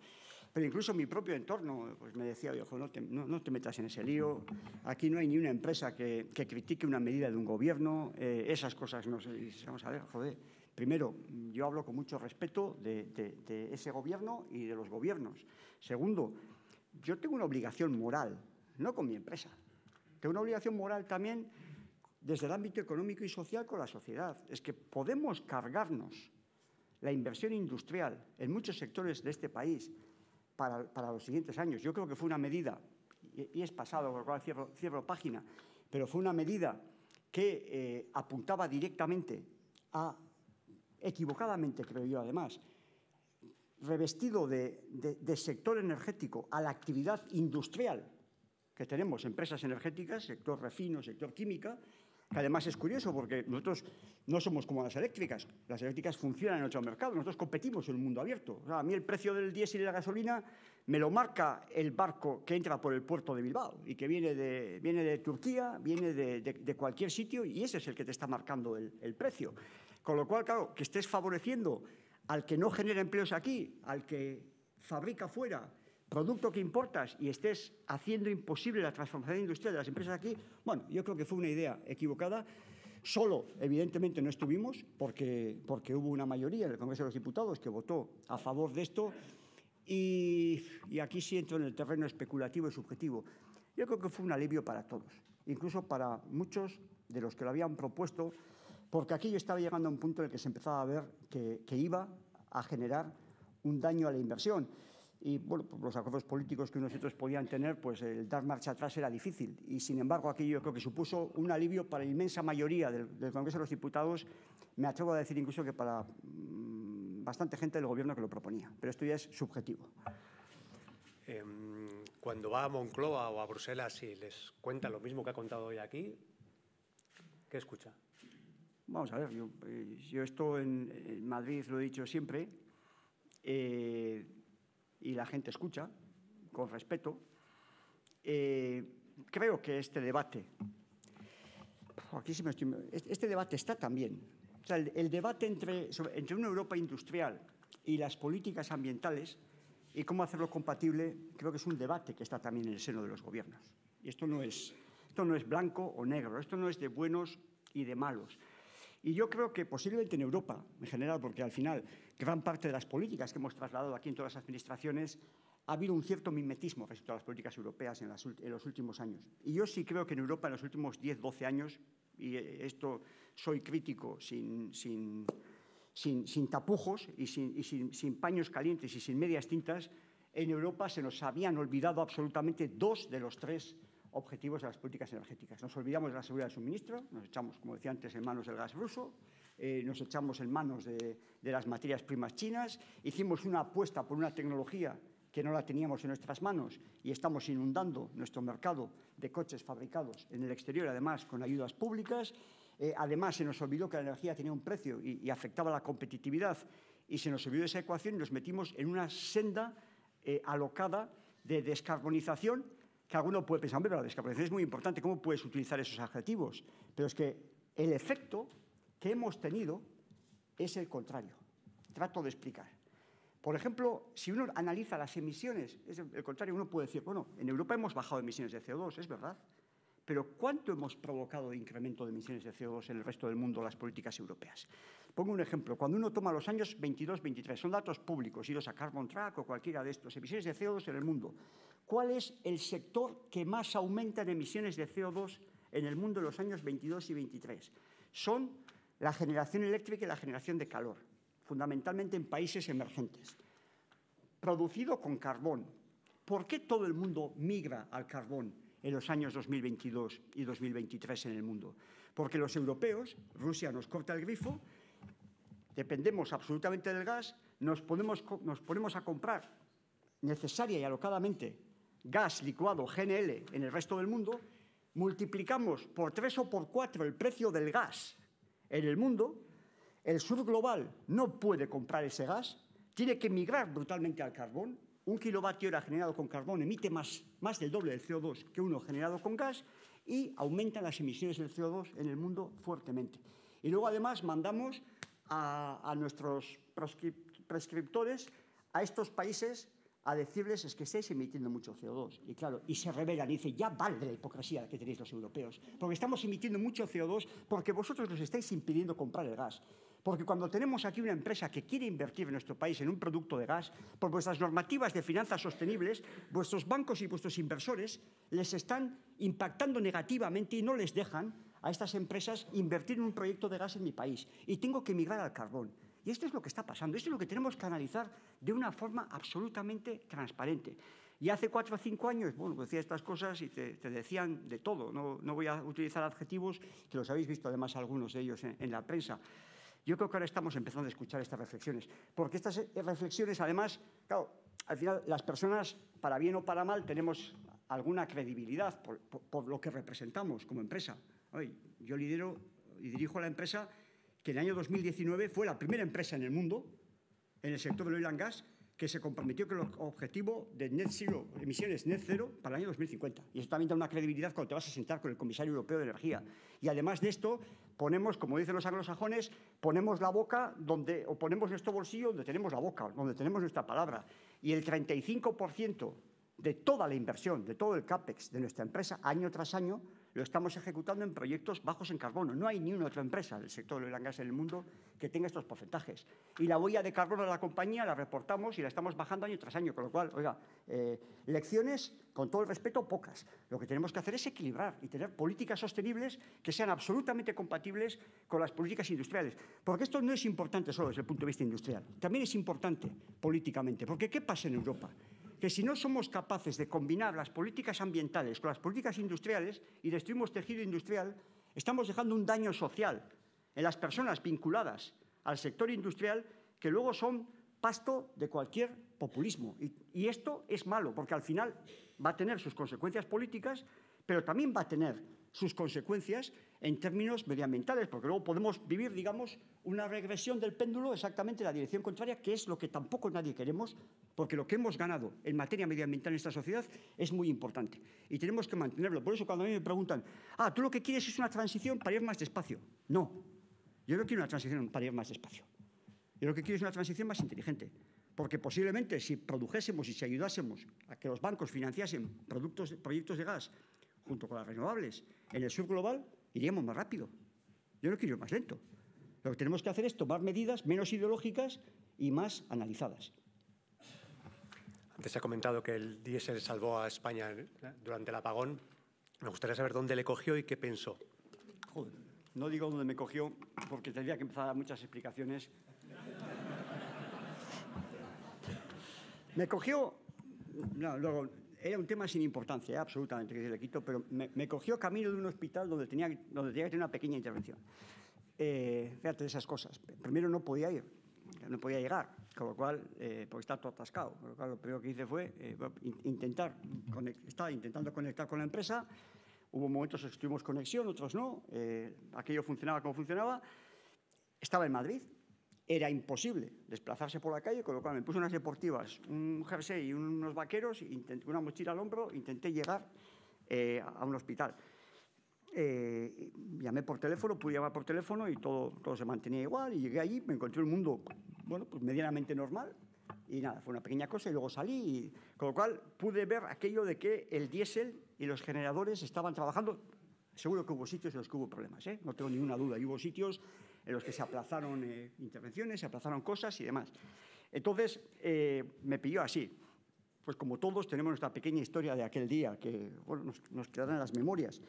Y luego, lógicamente, como Repsol, y entre que podía, los momentos que tenía conexión para hablar por teléfono y no, preocupado por nuestras plantas industriales. Pero claro, nosotros en ese apagón, pues como muchos industriales que estáis aquí, pues fuimos, en el mejor sentido del término, pues víctimas, ¿no? Porque se nos cayeron las 5 refinerías, instantáneamente, se fueron a cero. Levantar una refinería te lleva, según las unidades, entre 3 y 6 días. El daño provocado es de bastantes decenas de millones de euros en nuestro sistema de refino. Y no solo eso, sino, claro, la preocupación aquella tarde tenía mensajes de empresas, algunas empresas grandes, una empresa grande, esto iba a decir una maldad, pero no, porque luego, iba a decir, alguna de ellas que, digamos, de alguna otra, por favor, hacernos llegar diésel, que tenemos nuestra central que podemos parar. Oye, y por supuesto, encantados de hacerlo, pero preocupaos porque no sabíamos cómo íbamos a poder responder al mercado los 3 o 4 días siguientes. Empezamos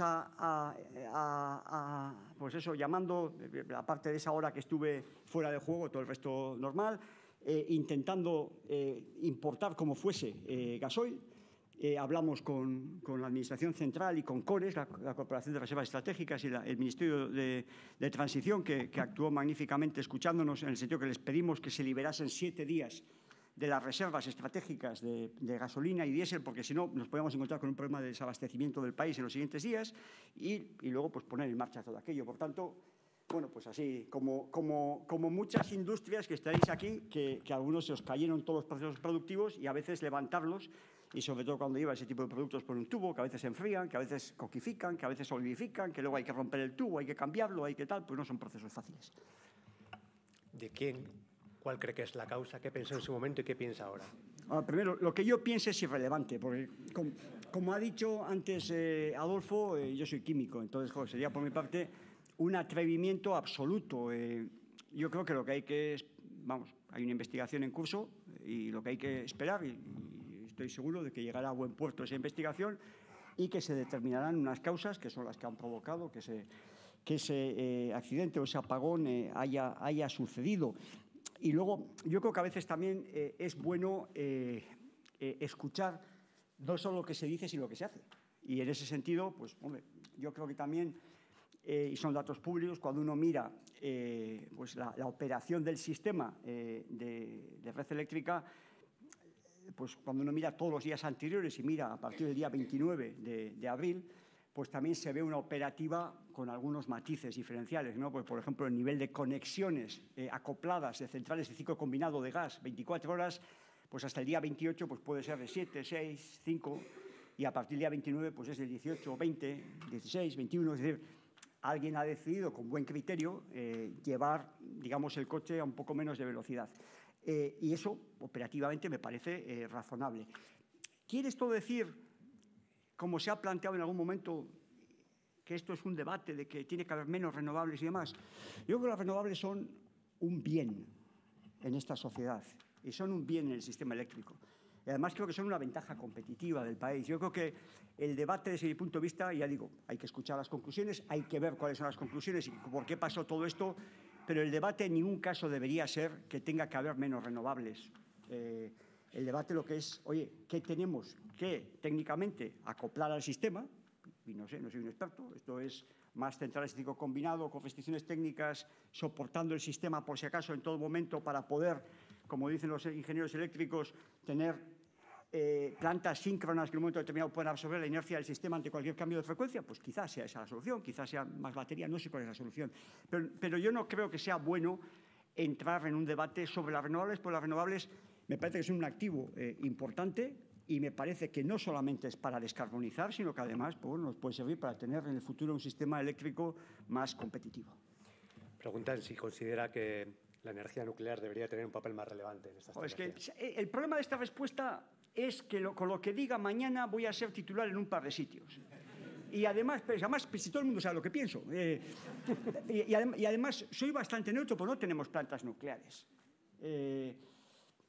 Yo siempre suelo decir que la primera vez que me zarandearon no más, en la vida, fue la asamblea de la facultad por defender Lemóniz. O sea, ¿qué voy a decir en el año 81, 82? ¿Qué voy a decir a partir de este punto, ¿no?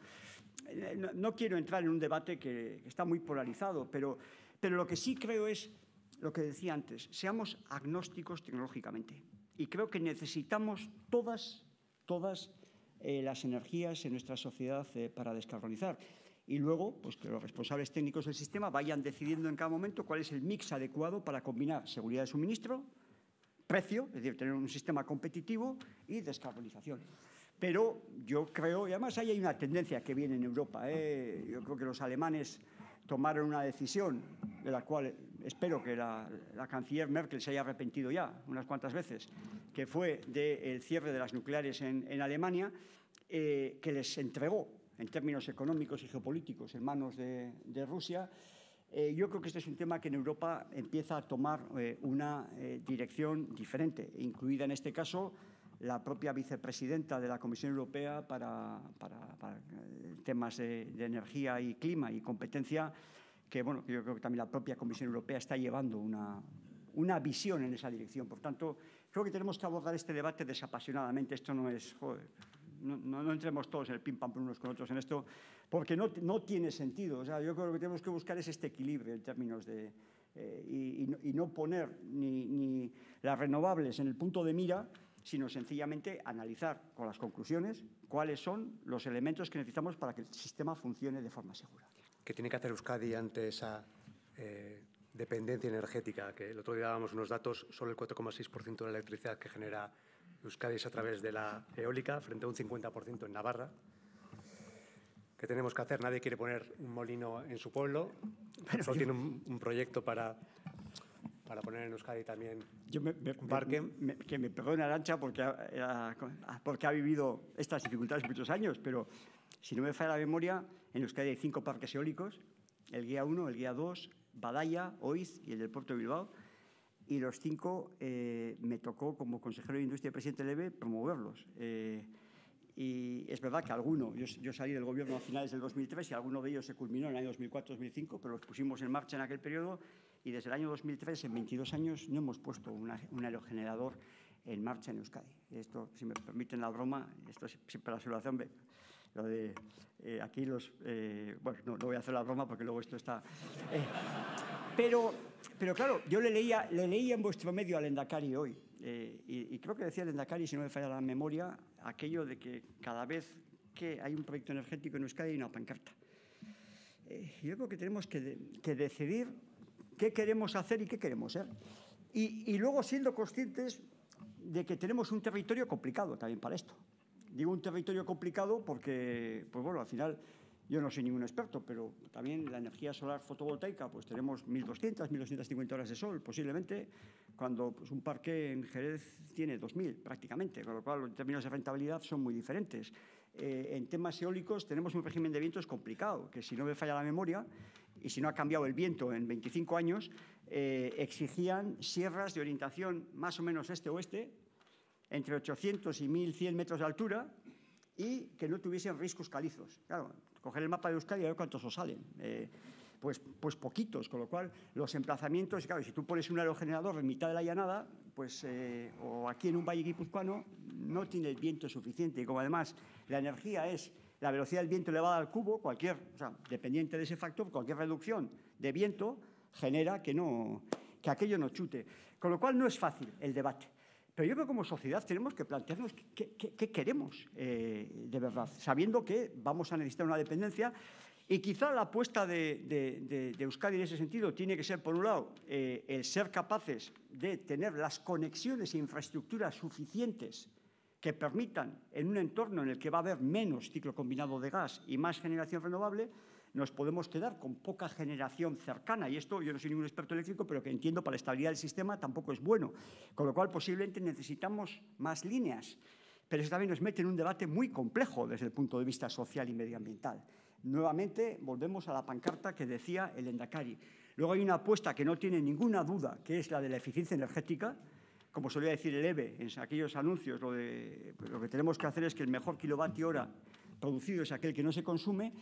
Y luego yo creo que también tenemos que intentar buscar nuestro papel en este mundo. Y quizá el papel de Euskadi pues no va a poder ser generar no sé cuántos megavatios hora de energía renovable, pues porque el territorio no da.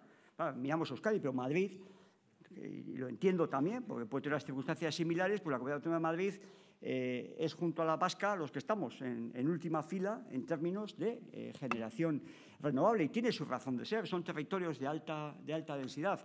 Aquí quizá la apuesta tiene que ser apostar por la tecnología y apostar por la investigación para que, digamos, haya entornos que puedan desarrollar más energía renovable.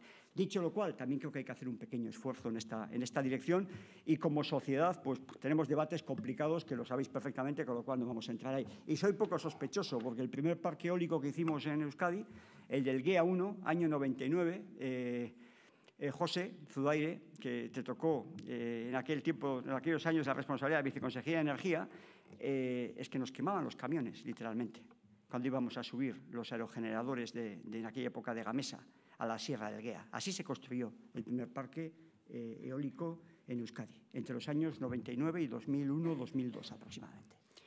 Antes, vamos terminando ya, antes ha comentado el tema de los aranceles, que no es nada nuevo, que Guipúzcoa ya lo intentó hace 300 años, creo que sí, la respuesta foral en aquel momento, la nuestra, fue la de los aranceles, pero duró poquito y no... Pues a eso voy, a hablarlo consideró poquito, o cómo fue el resultado. ¿Qué espera de la política de la guerra arancelaria que está adoptando entonces Trump también?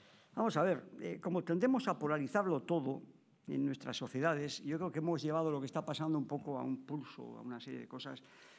Y yo aquí sí me gustaría, por lo menos por mi parte, tratar de poner un punto de moderación en toda esta reflexión. Ahora, yo creo que nos une mucho a los norteamericanos y a Estados Unidos. O sea, Estados Unidos no es nuestro adversario.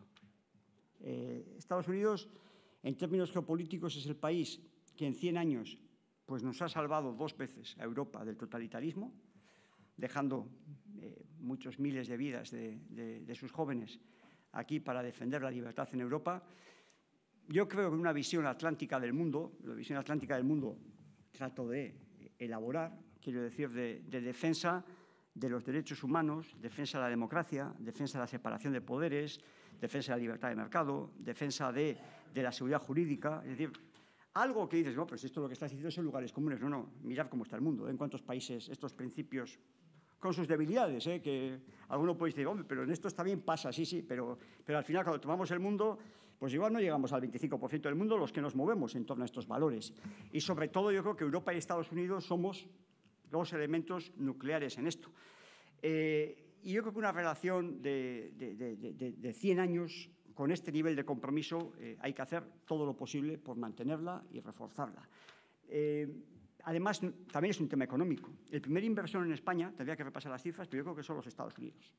El primer inversor o país inversor del Reino de España en el mundo son los Estados Unidos. E incluso con la dimensión que tenemos, creo que el 10º o el 11º inversor en Estados Unidos es España. Por tanto, la vinculación económica es muy fuerte. Las empresas vascas, las más internacionalizadas, muchas tienen plantas de producción en los Estados Unidos. O sea, son empresas también americanas. Entonces, yo creo que todo esto es un bien que hay que preservar. Y el conflicto y la confrontación no nos favorece a nadie. Y yo aquí estoy viendo responsabilidad. Y estoy viendo responsabilidad tanto por parte de la Comisión Europea como por parte del Gobierno de España. No estoy viendo, digamos, cuando a veces el clima te puede llevar a calentar los motores y empezar aquí a meterte con el otro y todas estas cosas. Y estoy viendo una calma, lógicamente, de defensa activa de los intereses europeos, en este caso también de los nuestros. Y a mí mi sensación es que volvemos a lo de los coches. Yo creo que al final habrá una solución, al final del camino. No lo sé, porque no tengo información privilegiada, evidentemente, pero tengo la sensación de que la Unión Europea está ya hablando con los norteamericanos. Posiblemente haya al final un marco, posiblemente, que tenga un cierto ámbito de razonabilidad para todas las partes. También en Europa tenemos que pensar que a veces no toda la razón está de nuestra parte, porque claro, al final cuando llevas muchos años hablando con los americanos y te van diciendo eso, oye, al final que estamos pagando vuestra defensa, que vosotros vivís en un barrio muy complejo, donde tenéis problemas de seguridad y no estáis dispuestos a pagar la seguridad de vuestra casa.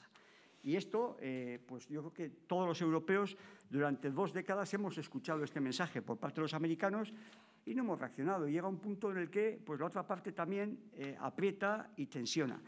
Yo creo que tenemos que llegar a un entendimiento, creo que llegaremos, o me gustaría que llegásemos y creo que será posible, o que debería ser posible, porque es demasiado lo que hay en juego para las 2 partes, porque volvemos a lo de los coches. Y la primera pregunta, David, la decisión de compra. ¿Qué está pasando con todo esto? ¿Cuántas empresas de las aquí presentes han parado decisiones de inversión? Sobre todo aquellas que podéis tener, incluso plantas o filiales en los Estados Unidos. Porque claro, al final, nosotros somos una empresa que invierte mucho en Estados Unidos, estamos muy contentos de estar ahí, casi el 35% de lo que invertimos lo invertimos en Estados Unidos y lo vamos a seguir haciendo, porque es un país confiable. Pero claro, en esos momentos dices, oye, es que joder, si tenemos aquí una planta de gas o una planta fotovoltaica, pero claro, no sé los paneles a qué precio voy a poder importar, no sé los módulos a qué precio voy a poder importar. Entonces, lo que está pasando, y ayer creo que le escuchaba en la radio parece que era el presidente de AFM, que hablaba sobre la ralentización de decisiones de inversión en muchos sectores que afectan sobre todo a los sectores de bienes de equipo en primera instancia. Lo que está pasando es que las empresas están ralentizando en muchos casos las decisiones de inversión. Todavía yo creo que no estamos viendo aquí en el mercado doméstico del consumidor, digamos, un impacto claro. La gente, digamos, la decisión de compra parece que todavía no le está afectando, pero todas estas cosas, si dura mucho la incertidumbre, pueden tener un riesgo de perdurar. Y bueno, yo espero que eso no pase. Habrá unos meses en los que esto tenga un pequeño impacto cuando se midan los PIBs y el crecimiento y todas estas cosas por parte de nuestras administraciones, pero lo que espero es que dure la incertidumbre no mucho tiempo para que haya un marco estable, el que sea, que la gente sepa lo que tiene que pagar, lo que tiene que pagar por importar, que bueno, que al final siempre hay barreras. Antes he empezado hablando de las barreras comerciales que tenemos también en Europa, siempre hay barreras en todos los sitios. ¿Y para qué? Pues la economía vuelva cuanto antes a la normalidad y sobre todo evitar los conflictos innecesarios, porque creo que europeos y norteamericanos estamos, en el mejor sentido del término, comprometidos en trabajar juntos para preservar lo que pueda ser el crecimiento económico y luego para que cada uno de los países, en este caso los europeos, podamos mantener además un modelo de bienestar social. Euskadi está ofreciendo, antes lo ha comentado, ha empezado así su intervención, hablando de los jóvenes. ¿Euskadi está ofreciendo hoy en día un proyecto de vida a los jóvenes, tal como está el precio de la vivienda y las oportunidades? Vamos a ver, yo antes, fíjate, hablaba de los jóvenes y hablaba en el ámbito europeo. O sea, quiere decir que no vamos a convertir tampoco un debate particular en algo que tiene un foco más amplio, ¿no? Pero yo hace poco creo que lo escuchaba, me parece que era el primer ministro de Nueva Zelanda que decía aquello de los inversores extranjeros pueden vivir sin Nueva Zelanda, pero Nueva Zelanda no puede vivir sin los inversores extranjeros. Entonces, vivimos en un mundo en el que, y me atrevería a decir por lo mismo, pues el mundo puede vivir sin Euskadi, pero Euskadi no podemos vivir sin el mundo y sin los inversores. Y al final, vivimos en un mundo en el que hay que ser atractivo. Y ser atractivo significa que estás compitiendo para cualquier inversión de una empresa bien de nueva localización, una empresa que tiene plantas en Euskadi, que tiene, como pasa en muchos casos, viene un fondo o un inversor industrial extranjero que tiene que tomar decisiones de inversión entre varias plantas. ¿Y cuáles son las decisiones que se valoran en ese momento? Pues por las que valoramos Repsol cuando estamos, pues yo qué sé, valorando entre, oye, ¿dónde podemos hacer esto? ¿Tenemos que hacer en este país de Latinoamérica, en Estados Unidos? ¿Tenemos que hacer no sé dónde? Pues miras, primero, qué atractivo tiene desde el punto de vista para un inversor, cuáles son los niveles de formación de la gente en ese país, cuál es la seguridad jurídica, ¿me van a cambiar las reglas de juego a mitad de partido o no? Porque si me van a cambiar las reglas de juego a mitad de partido, lo que eso provoca, el daño que eso provoca para un inversor es brutal. ¿Qué fiscalidad tiene para las empresas? No me estoy metiendo en la fiscalidad personal y demás, que bueno, que luego cada país tiene que decidir en un modelo, digamos, europeo de más o menos distribución, donde pone el marginal del IRPF, y esos son otro tipo de debates en los que yo evidentemente no me corresponde entrar, pero sí cómo se trata fiscalmente a las empresas, porque lo que las empresas evidentemente, luego eso tiene un doble juego de que va vía dividendos a sus accionistas y tendrá que tener el tratamiento que tenga y va, digamos, a la renta del trabajo, pero esas cosas los inversores las miran la seguridad en las calles cuando van a tomar una inversión, miran si pueden llevar a sus directivos a colegios internacionales, son, digamos, cómo está el sistema sanitario, porque claro, puedes tener un problema en un país determinado con una persona que estás llevando tú allí y quieres que tenga decisiones. Entonces, yo creo que son todo lo que hay que cuidar y necesitamos tener un país atractivo para que las empresas puedan invertir, puedan crecer y puedan venir. Tenemos que quitar del foco en este debate, y lo decía antes con mucho énfasis, la demonización de la empresa, del empresario, del directivo y de la generación de riqueza. Esto hay que quitarlo del debate político. No puede haber un responsable político que demonice a un empresario en un discurso, porque esto provoca un daño brutal a largo plazo en lo que puede ser el atractivo que un determinado país tiene. Y este es el camino que tenemos que trabajar, y si aquí hay empresas, si aquí hay actividad económica, yo no tengo ninguna duda que los jóvenes vascos tendrán oportunidades aquí y tendrán buenos salarios, porque también esos debates que planteas, que pertenecen a otro ámbito y no quiero entrar, pero también los debates de la vivienda serían diferentes si el joven ganase 3.500 o 4.000 euros al mes y no ganase 1.400 o 1.500. O sea, quiere decir que también hay un tema de puestos de trabajo, de empleos estables, y también hay un tema social de salarios. Y claro, pues hay determinadas actividades económicas pues que no pueden pagar esos salarios, porque sencillamente no pueden competir. Y, sin embargo, la gran ventaja de la industria es que la industria puede pagar 3.500, 4.000, 4.500 euros al mes. Y eso es lo que tenemos que conseguir, actividades de esa naturaleza, y tenemos que poner todo el foco en esto. Tenemos que ser atractivos. O sea, cuando miren, digan, ojo, qué bien cuidan aquí a las empresas. Ese debe ser el objetivo. Sin embargo, los empresarios dicen que les cuesta mucho ofrecer un relevo tranquilo, no encuentran relevo generacional, sus familias, sus hijos no quieren seguir. Esto va unido a lo que comentabas antes, pero eso es lo que está ocurriendo hoy en día. Los fondos de inversión también somos atractivos para ellos, pero es verdad que nadie quiere tomar, o muy poca gente dicen que quiere tomar ese relevo. Eso nos mete en otro debate, David, María Luisa, que lo comentábamos el mes pasado con tu hermano en la presentación del libro La caverna sobre el secuestro de tu padre. Yo creo que en la sociedad vasca ETA ha provocado un daño humano brutal. Eso yo creo que coincidimos casi todos, me atrevo a decir. No todos todavía, desgraciadamente. Con prácticamente 1.000 muertos, daña a muchas familias, heridos, un daño personal horroroso. Pero hay otra parte de la que se ha hablado menos, que es el daño económico que ETA ha provocado. Y el daño económico que ETA ha provocado son pues, muchas decenas de miles de personas que se fueron por la extorsión y que en muchos casos crearon actividad económica en otros sitios y que tomaron una decisión legítima que yo tengo que respetar personalmente, porque hay quien optó por sufrir con su familia, guardarse las cartas en silencio, exponerse a un secuestro, cuando llegaba la situación, el dilema moral de pagar o no pagar, que es un dilema moral, o era un dilema moral horroroso para proteger a los tuyos y a tu actividad económica, y otros que no pudieron más o que no estaban dispuestos a soportar aquello, que su familia estaba pasando una situación insufrible y se fueron. Y eso es esa actividad económica que perdimos. Y muchas veces la empresa quedó aquí, pero luego el hijo, pues cuando ha seguido con la actividad, ha invertido en otro sitio, porque al sitio al que se fue.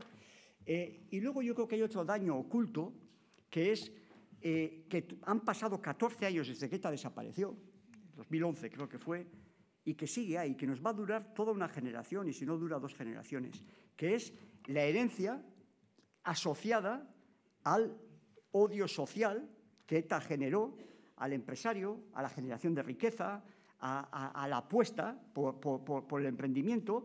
Y claro, ¿qué tiene que pasar por la cabeza de una persona que ahora tiene 50 años, 40 y tantos, 50, que hereda un taller, una pequeña empresa, que vio en su casa normalmente a su padre, en algún caso a la madre, pero normalmente el padre, sufrir todos los días, tragarse las cartas de amenaza en silencio?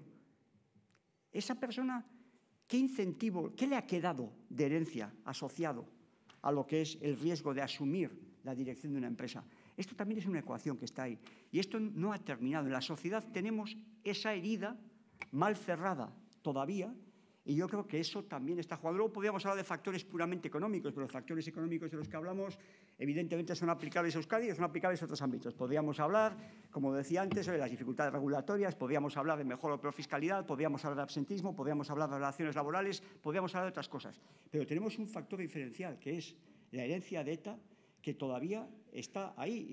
Y hay académicos, yo creo que hay, vamos, incluso algunos artículos publicados en revistas especializadas en el ámbito internacional, de investigadores, la mayor parte de ellos vascos, pero también hay extranjeros, que empiezan a analizar el daño social y económico en el largo plazo del terrorismo de ETA.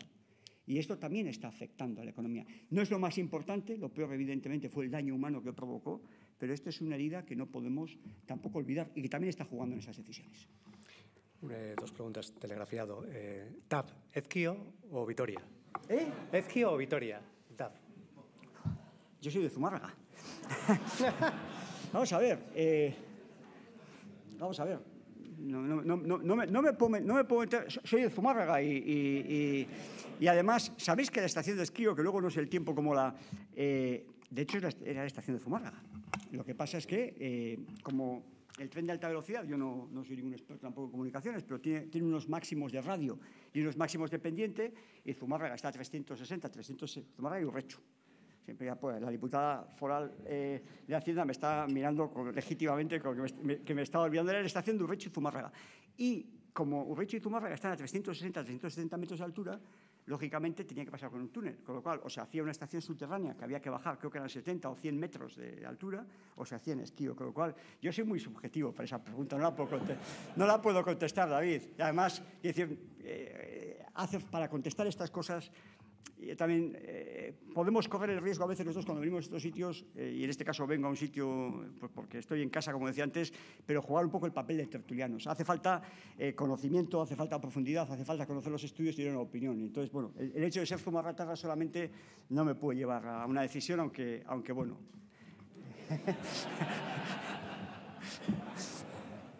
Como diría mi hija, en esta pregunta vamos a poner carita triste. Una última, que es un poco más personal. ¿Qué queda de ese Josu Yonimaz que era camarero en el restaurante Buenos Aires de Etxegarate? Joder, pues primero, estuve hace 15 días o 3 semanas, estuve en Etxegarate pasando un fin de semana a la tarde con los tíos que todavía vienen ahí por la última vez que estuve. Pues, bueno, pues yo creo que todos hemos tenido en la vida experiencias buenas, y para mí aquella fue fantástica durante muchos veranos en el restaurante de mi Amoña, de donde era mi padre, en el puerto de Etxegarate. Has dicho antes 100% guipuzcoano, pero de la Muga con Navarra. Hacían más la vida en Alsasua, porque había que bajar el puerto hacia Beasain. En aquella época era más complicado, con lo cual hay una componente navarra oculta también, guipuzcoanos, pero digamos de la Muga. Yo creo que la vida, desde mi punto de vista, y esto ya voy el trato con las personas en el servicio de un bar, un restaurante, un hotel, cualquier tipo de actividad de este tipo, enseña mucho en la vida. Sobre todo a conocer a la gente, tratar a la gente, entender a la gente. A mí, por lo menos, me quedó una experiencia muy positiva. Aparte que aprendí francés. Yo siempre estudié francés en la escuela, desde que tenía 9 o 10 años, pero claro, ahí a partir de los 14 años, en verano, pues casi la mitad de los que venían hablaban francés, porque eran el flujo de la N1 en aquella época, cuando venían todos camino de Portugal, o camino de Marruecos, o camino de Argelia. Y vamos, yo todavía, alguna vez que estoy por trabajo en Francia o en Bruselas, o cuando voy ahí a la Comisión Europea, si les convenzo de todas estas cosas un poquito, y cuando cojo la carta de un restaurante, yo la carta de un restaurante en francés te la puedo leer mejor que el camarero todavía al día de hoy, de los platos, los pescados y demás, o sea que siempre quedan cosas de estas. Muchas gracias, señor Imaz. No le robamos más tiempo. Como suscriptor que es del diario, pronto tendrá toda la cobertura en la web. Mi agradecimiento se extiende a Laboral Kutxa y a Iguay por su valiosa colaboración en este evento. Espero que este foro de hoy haya servido para aportar y que nadie haya aprovechado para probar su cara como si fuera un dibujo animado en el móvil. Eskerrik asko denei etortzeagatik. En un mes tendremos con nosotros en esta misma tribuna al Lehendakari. Buenos días a todos. Nos vemos enseguida.